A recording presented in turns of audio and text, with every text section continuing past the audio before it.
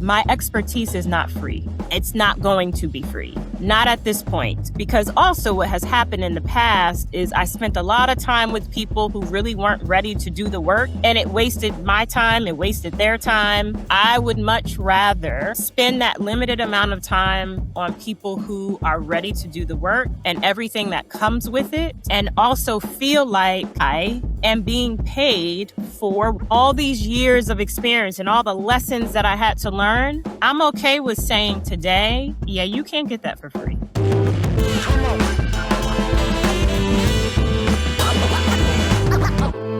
Right. Let's talk about that, because when you're in corporate America and you sit in these seats, Yeah. it can be perceived as you have to be someone that you're not. Mm. You know, was that the case for you? Did you have to go in and show and Yeah. prove, or was it one of Yeah. those things? Getting Yeah, deep I right said, off hey, the bat. hey, if you guys are Like, listening, watching on YouTube, I said, I wish we were recording then. I'm like, no, I met Shelley yeah. on TikTok and I'm like, that's my people. Like, I don't know. Like, I was like, yep, that's her. And I was like, that's family. So anyway, we just started talking, connecting on family, and we're just hopping into it. A quick intro. This is Shelley, VP of Sales, Account Management. She works for, a great company. She has years of experience of leadership. Just go follow her on LinkedIn. TikTok is where she gives the free gems, and that's where we connected. I'm like, that's my people. So if you're in sales or if you're looking for some tips on how to level up, listen to this episode. I literally just spoke to her for maybe 5 minutes, but I know this is going to be impactful. So let's hop into it. So let's talk about that. Like, how did you show up Yes. in that corporate space? So that's a very layered question, because as a Black woman, identity inside the corporate space, outside the corporate space is just very layered. And when you think about what is required to be successful in corporate America, right? A space that was designed for a very specific demographic, the white male, right? So anyone else outside of that identity, you have to figure out how to navigate it. Early in my career, I would say that I was a chameleon, meaning I knew if I wanted to be in the space and be successful and not miserable, I had to figure out the language of that space and how things worked without giving up like who I am. But the reality is you need to be educated on what you are up against or the game so that you can then learn it and then make it your own. And that's exactly what I did. I learned it. I really, in my early career, I was very much of the mindset of leading with like humility, and I'm here. I'm coachable. I want to learn. I lead. I show up very differently. I do not shy away from the language that I speak growing up. I grew up in the hood. So there's a level that I balance in terms of this is how I speak at home, right? I'm very educated. However, I am a Black woman who has a certain dialect, and I'm not about to put that away just to make you comfortable. I actually have found that I've been more respected showing up authentically, and I have created space for others, even, folks that are not Black, but other identities to show up authentically as well. Now, that topic of showing up authentically is like very sensitive, meaning I am not talking about like the Shelley showing up as the Shelley who shows up with her friends. Don't bring that authentic self to work. Okay. You're here to do a job. Right. Bring your professional, authentic self to work, meaning it's okay to talk like you naturally talk. Personal for me, I work with highly intelligent people, right? And naturally, they know how to speak in very complex terminology. That is not how I communicate. I communicate in very simple, easy to understand language because that's how I talk. So that was a long-winded way of saying it's layered, but now I am comfortable enough to not shy away from showing up who I am and being true to myself and being professional at the same time. It's a balance. I think you really have to share your experience because like I can relate to that too. I want to take a pause for a second and talk about your confidence, right? You got the experience, the results, the credibility, but when it comes to putting your voice out there, fear creeps in. Who am I to do this? Does that sound familiar? That's imposter syndrome, and it's keeping you small. My coaching is about breaking through that, helping you turn your expertise into content, conversation, and coaching that builds real influence in your industry. So if you're done hiding behind titles and ready to lead with your story, head over to connectingwithcreatives.com/coaching and let's get started. I'll see you soon. From the outside, before you get into space, you think you have to like code switch a lot, or you have to really be. But once you're in these spaces, they really want to know if you're competent. Yes. Are you a team player? Do you have the soft? They're hiring for soft skills, and they could train up from there.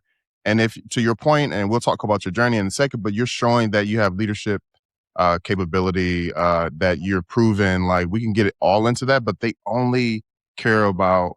Not only, but they want to know you're a good person, you're ethical, but you have soft skills. That I think in a remote world, if you're able to like read the room, that can go a long way. Yes. You know what I'm saying? Yes. Especially being in the tech space is like like you said, you're dealing with these personalities that are very logical as black and white. If it don't make, you have to come to their level and humanize it. And when you're able to humanize it and you're showing up as your authentic self, people could read like, you read my energy, I read yours. I'm like, oh, okay, cool. Like this is family. Okay. Yep. And they could see that and they want to be led by someone like that.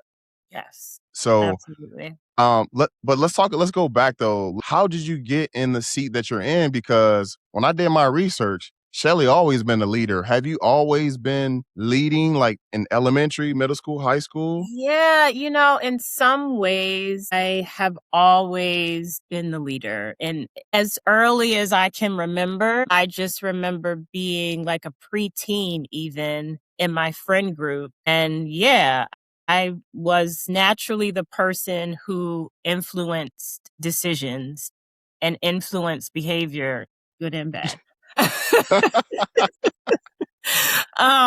And so, yeah, so when I got into the workplace, those same traits showed up. And yeah, I'm just thinking about my first supervisor. I started out in customer service. And even working part time in college, I became a supervisor because it's just naturally who I am. I always say at this point, I would consider other opportunities outside of sales, even. The thing that matters most to me is leading. It has to be a leadership role. Yeah, So, it has to be. So like, let's talk about your personality though. I Mm-hmm. might be wrong, but are you naturally introverted? Are you Yes. okay? So let's go. When you said like, hey, when you first got in, I identify as being introverted too, right? But when you get with your people, we can go deep in conversation in depth instead of wide. We don't like to have carnal, let me see, dumb conversation about like just nothing. You know what I'm saying? But I noticed when you always been in the leadership, or you said you've been in a leadership role, but like your skill set is you're watching, you're scanning the room, you're seeing who's who, and you know how to connect with them and meet them where they're at. If you're introverted, it's not a bad thing. It's actually a great thing. It's actually a superpower. And when you're like Shelley, you're a leader naturally, but you have that personality to where you're more introverted. That's a skill set. Let's talk about how your skill set being introverted has led you to where you are right now. Yeah, I would say my purpose. I feel like I am operating in my purpose when I connect on an intimate level and I make space for others. I guess I'm introverted when it comes to your point, like the surface level connection. I don't do good with that. Meaning, you could put me in a room at a conference and there's like 1,000 people, and I would probably feel like this is not the space for me. I could be at that same conference and I could be in one of the breakout sessions with 10 to 20 people, and you would be like, I thought she said she was introverted because it's more intimate and I have a way to really understand how people are feeling. Like I just have this innate sense of like understanding how, based on their body language, based on what they're saying, how they might be feeling, and then meeting them where they are. So whether it be, I tend to always look for the people who are sitting by themselves. I tend to always just look for people who may be uncomfortable. And to me, I feel good when I'm creating a space to make people feel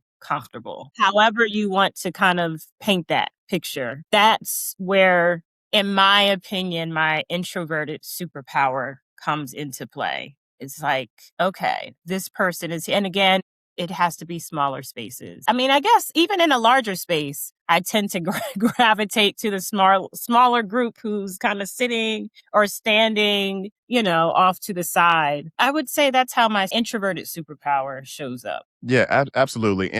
And it's not saying that you can't mask, because I mask too. I turn it on like, okay, but it's draining, right? Let's keep it real. But Yes. my preference is small, intimate. Let me rock with people I rock with. So they're getting value. I'm getting value, but I definitely know how to turn it up. And I know you do too. You have to Yes, I be, have to. Yeah. yeah, in that role, but it's like that's not your preference. So Mhm. let's talk about like, okay, you started in customer service, Mhm. cool. Like you care about people, right? That's you naturally. So how did you go from caring? Because we know sales, there's different strategies, but I'm gonna say my approach too is just like, let me provide value, let me consult, Yes. but Yeah. you know what I'm saying? But how do you go from having a customer service background, being introverted, to VP of sales? How you do that? So I would say that most of the opportunities that I've had along the way were of a leader that I worked with at one point in time. They left the company and asked Mm, me to come with them. And I would say a lot of that is because, again, in my early to mid career, it was really important for me to be looked at as someone who was a owner, was coachable, but learned quickly. And then I executed without asking for permission. I'm not really someone who ask a lot of questions. I kind of just okay, I take signals and then I just act. Now, a lot of times people who tend to not take that approach, they'll ask for permission, right? That concept. I think there's value there. That's just not who I am. And so to me, that translates to I can depend on her. She's an owner, and that has worked really well for me. And so I have had several opportunities in terms of pivoting to a different function. So customer service to project management, from project management to customer success to account management and now sales. And it's literally because a leader left and said, I'm trying to do this thing. You might not have direct experience, but I think you would be good at it. And I was. So that's essentially what I credit my evolution to in terms of how I don't have a linear career path, right. but has always been important to me is how I show up for others. And even to this day, I'm a VP. My direct boss is our chief commercial officer. It's really important that he knows that I'm here for his mission and to carry out his mission. I have a little bit of a different voice than I did back then, but I always align with my leader and leadership, and it has proved beneficial. So what she's saying, people that are watching and listening, she has skill set. She's dependable. But what she's saying also is office politics, right? So that's a thing that if you don't know, who toes you're stepping on, like how to speak in these Zoom or Google meetings. If you're not a team player, if you're not adding value to the mission, you're looking to advance your career, you're hurting yourself. So can you talk about how you navigate like office politics when there's not alignment, when you are working with a new direct report, and it's like, how do you, with the introverted personality, but you have skill set, you have experience, how do you navigate those waters? It's not easy. It's not easy. I'll give you an example without like being super specific. So there was one point in my career where I had to reposition the alignment that typically works for me, right? Meaning what I just said. So I was super focused on my direct manager, right? Mm-hmm. But unfortunately, my direct manager was missing the mark. After, So after a couple instances of experiencing that and seeing that in real time, what I knew I had to do was take the focus off of that individual and level up, like go a level up, right? So I essentially chose to align myself with their direct manager, so my skip level. That person was more clear in terms of what success looked like. It was very difficult though, because I not only had to manage my direct manager and their thought process and things that were important to them that were completely different from my skip level, right? It was not easy, but again, that emotional intelligence of being able to read a room, mm, figure it out. Like, one, be aware. right. Always be aware of the politics. Who are the stakeholders here? And what is their position? Figure out, like, obviously, always start with your direct manager. Do not work against your direct manager. However, sometimes you kind of have to pivot and go off that path and look for someone else to align yourself and your brand and your reputation in that organization to. But you have to do it in a very delicate way. So what very specific things that I started doing is I would then have one-on-ones with my skip level, which was common, right? Like, Mm-hmm.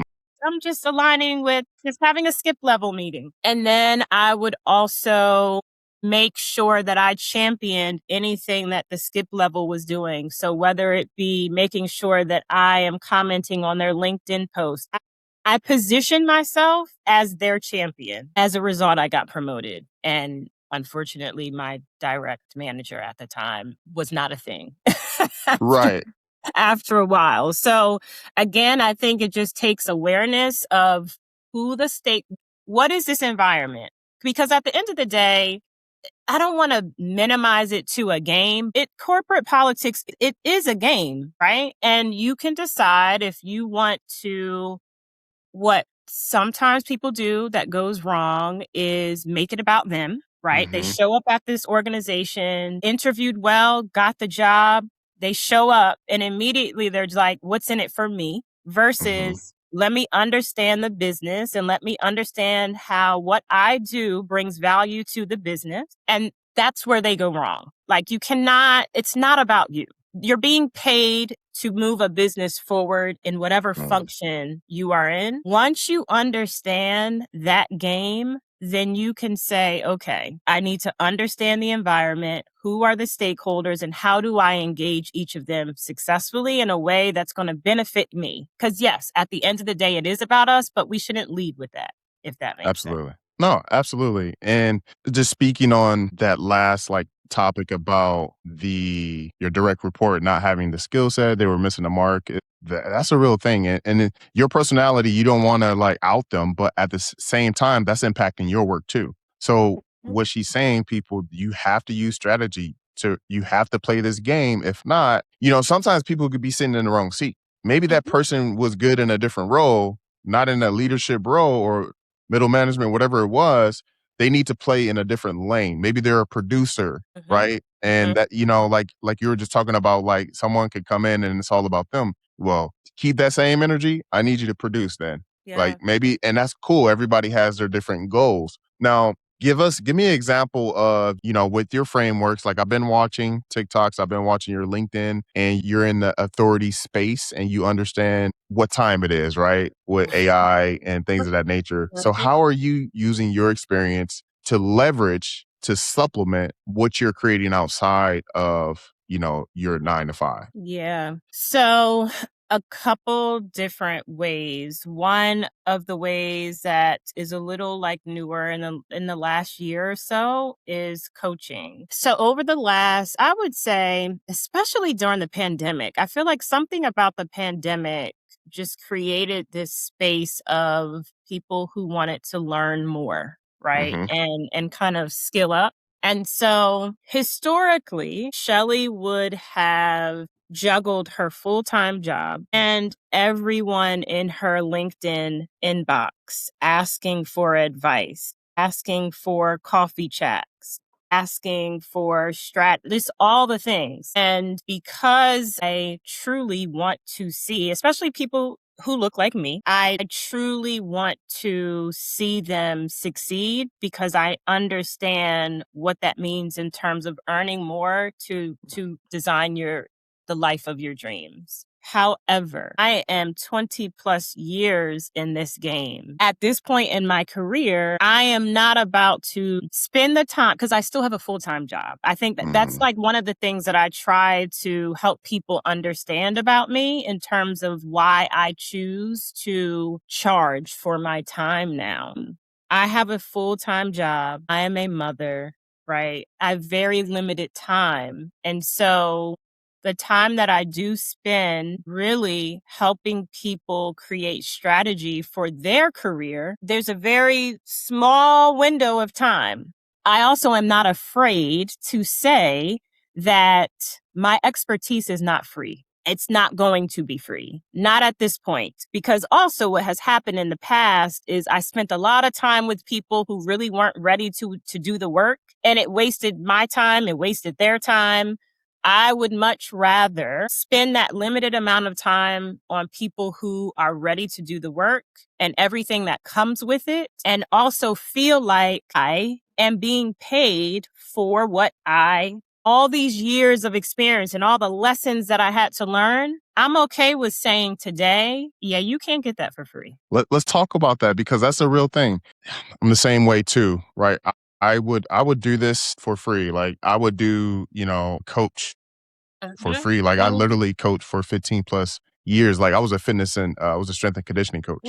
And I would just give, that this is me, exhortation, like coaching, like this is me. I see people, but I want to know more. I'm always curious. So, but now like you understand what 20 plus years of leadership transformation results, that you understand how powerful that is. Now, what is your goal? I would say in the next 2 to 3 years. And we see we're both in this space to where we're having these meetings and they're talking about the technology that they're incorporating inside the business, and we're seeing the layoffs. We're seeing all of these things. How are you really looking at like your consulting or coaching business as a real vehicle, right? Like you talk about ownership, project management, you have leadership skills, you have sales skills, you have all of these skills. How, like, what priority level is in the next, 2 to 3 years that you're looking like, hey, I want optionality versus like these handcuffs to this situation. Where are you at with that? Quite honestly, I am very much in the early phase of that. So I have a coach myself. I have an executive coach myself. And that is one of the things that I am exploring in terms of what does in the next 5 to 10 years, when I'm 50, what do I want my life to look like in terms of how I earn? And my default, quite honestly, has always been corporate because I like that I can like turn off. However, again, to your point, in this environment, you 100% need optionality. And so that's something that I'm in the early phases of figuring out. I have, working with my executive coach, consulting did come up. And now I just need to figure out what does that look like in terms of what aligns with my experience, who are the individual, like what is my audience, right? I'm in the early phase of understanding what that looks like, but Well, it's definitely something that I know that I need to prioritize by the end of the year, like having a solid picture. But again, that's where the executive coach is coming in. for sure. And I love this for you. So coming up with offers and what you coach on is really just like, what does the data say? I know you're a data person. Is just like, what do they constantly come to you for? Like, what is it? What do they come to you for? Let me take 5 minutes to kind of coach you. I know you got a coach, but Yes. what do they say? Yeah. So there are usually two themes: mid-level Professionals who want to become a leader or they want to break into tech sales. Those are Which like one do you like the most? mid-level becoming a leader. How can you provide a transformation for them? Like, what frameworks do you use to get them results? Yeah, so generally speaking, I always start with strengths. Like, what is your skill set? What is your current skill set? I'm really big on assessments because that builds data. And then from there, I can like build out something that makes sense, that's tailored to them. That's usually what I start with and what has worked well is understanding the person and then creating a tailored roadmap to get Mhm. there. Gotcha. I love that. So, like, and you do understand, I know you understand, like, this is the real game, this day we're in. Like, when we look at, Myron Golden, Mm-hmm. you look at just like in this space, you have Myron Golden, Omar El Takori, you have Dan Martell, you just have Alex Ramosi. They're in a space to where you build the personal brand. This is you building the personal brand outside of work, Mhm. what you're Yep. known for, what you're doing on LinkedIn and TikTok. When Mhm. I come across your page on TikTok, okay, I know I'm gonna get some game. You know what I'm saying? That's what I expect. Yeah. She's gonna have some value on how to navigate these waters. I know that. So you're Yeah. building a Yeah. brand. Now it's all about distribution. I expect to see Shelley on a daily basis. When I log into TikTok, I know I'm gonna get something, right? Mhm. So Mhm. then, like, when we're talking about like having offers of consulting. Now, like, you can charge. Like, sorry, I know I should be coaching outside, but this is who I am. No, But this I is see it. I'm good. like 20, 10,000 for these transformations. I seen it. I pay for it. Like, I have a coach too. Mhm. I invested 20,000 because I want a transformation. You're able to give someone a transformation. You have the resume. You have, okay, cool. Like, I know what this is. Cool. Mhm. Like, we're Mhm. talking about office politics. That's experience. Mhm. I'm listening to, that's experience. She knows how to navigate these waters. So I could confidently say, Shelley, like, you're literally, whatever you're doing as far as generating in your commission, your salary, you can do that outside. I And know, it that's doesn't have to well, conflict. yeah. It Yeah. doesn't conflict with work No, because it you're doesn't. proven. We're not worried about that. It's like, sorry, this is Coach Jay. Like, you could have, like, in the next year, Shelly's gonna have a podcast, guys. I'm telling you, like, I'm speaking it for you. You know how you have somebody on your team. Oh, this is a star player. Like, I don't gotta worry about this one. That's what you are. I'm like, oh, she Yeah. got the goods. Yeah. So I'm just saying, like, we'll talk after. And this is not me selling. This is just me. I don't care what you do. Like, for, you know what I'm saying? I just want you to win. Like you said when I just want you to win. Like, Yeah. you're out of here. Like, literally, like, you're out of here. Anyway, that was Coach Yeah. Jay, but I I'm accept off of it. that. Yeah, yeah, because you got it. I Like, this is accept just it. me. Sorry. Like, I get it from my dad. My dad just be growing up, he was just like, I would just see him just talking to anyone. Like you're saying, encouraging people. He will pray for people. Like, just random people I would see. And I'm like, hmm.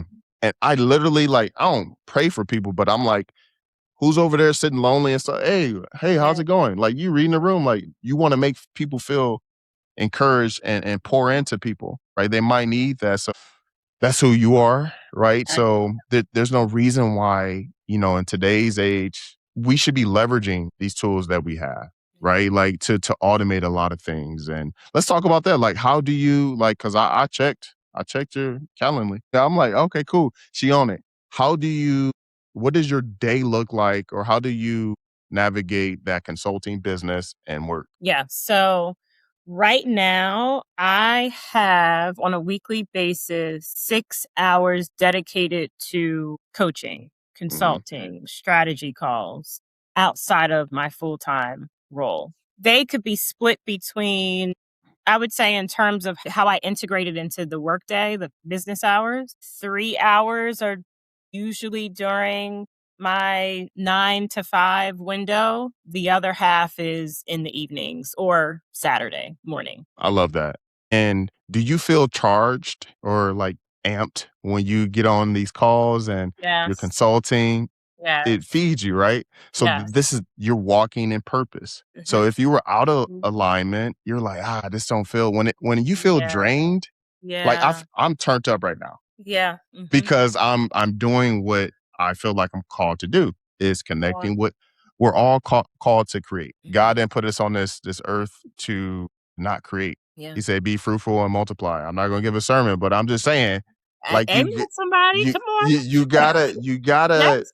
you gotta multiply. I was talking to my Yeah. daughter the other day. I'm like, yo, like he called us to do this. Like he called us to multiply. Like he called us to Yeah. enhance. He didn't call us. I was talking about the talents. We all have talents. If you're given 5, whatever, somebody's given 2 according to your ability. Jesus is like, man, like, bruh, you didn't buried your gift. You buried the talent. Yeah, you're I don't so want to right. bury my Yes. talent. You're not Yes. burying your talent. So if you guys are interested in how to level up your career, Shelley, how can they find that? Like, where should they Yes. be looking? So I would start with LinkedIn. So Rochelle Shearlds on LinkedIn, and then definitely follow me on TikTok, where you can book a session. We can have a discovery session to understand what you're trying to do, and then I can let you know if I am the right fit. Because that's the other thing. Sometimes I have to say I'm not the best fit, and I would recommend other coaches that I know. And then I would love to work with anyone who, again, is mid-career looking for a leadership roadmap or looking to break into tech sales. That is powerful. Shelley, thank you so much for coming on. Obviously, we could have talked like forever. I know. Make sure you guys you do all of that stuff, but let Shelley know. I'll get the information from her. I'll put it in the show notes to where you Yes, guys please. can just tap in with her. But let her know in the comment section what you guys thought. Was this helpful? I know it was. Hopefully, you guys being more introverted, or if you're ambivert or you mask or whatever the case may be, this is like proof that you can navigate these corporate buildings and excel. You don't have to be extroverted. You don't have to turn up all the time. That's draining for us. So let us know what you thought of this episode. Thank you.